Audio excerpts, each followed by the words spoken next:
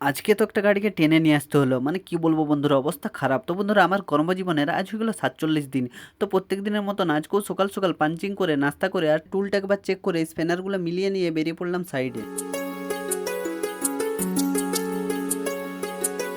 তো সবার প্রথমে আমরা চলে এলাম এই যে এই কার্ভ মেশিনটার কাছে। এই মেশিনটার কাজ হচ্ছে বস, এই যে দেখতে পাচ্ছ রাস্তার সাইডে ওয়ালটা, এই ওয়ালগুলোই বানানো হয়। তো এই যে এই জায়গাটায় মিলারের সাহায্যে কংক্রিট ঢালা হয়, তারপরে নিচের দিক দিয়ে এরকম ওয়াল বানিয়ে বানিয়ে আগে বাড়ে। আর এটা তো স্টার্টেই হচ্ছিল না, তারপরে সহদেব ফিল্টার খুলে দেখে এটাতে জল জমে গেছে, তাই সেটাকে ভালো করে ক্লিন করে আর ফিল্টারটা লাগিয়ে দেওয়া হলো।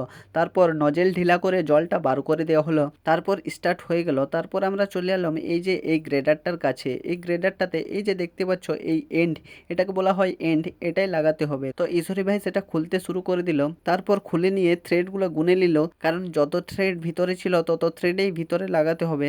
তারপর সেটাকে লাগাতে শুরু করে দিল, তারপর ভালো করে টাইট করে দেওয়া হলো। তারপরে আমরা চললাম 2 নাম্বার ক্যাম্পের দিকে।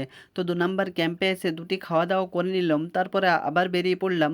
তো পৌঁছে গেলাম এই যে এই জেসিবিটার কাছে। এই জেসিবিতে এই যে এই হাইড্রোলিক পাইপটা লাগাতে হবে।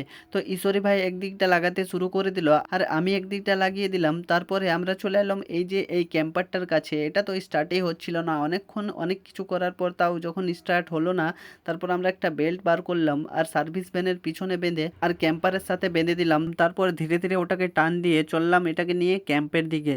তো পৌঁছে গেলাম ক্যাম্প। তো চলো আজকের ভিডিওটা এতটাই, দেখা হচ্ছে আবার পরের ভিডিওতে।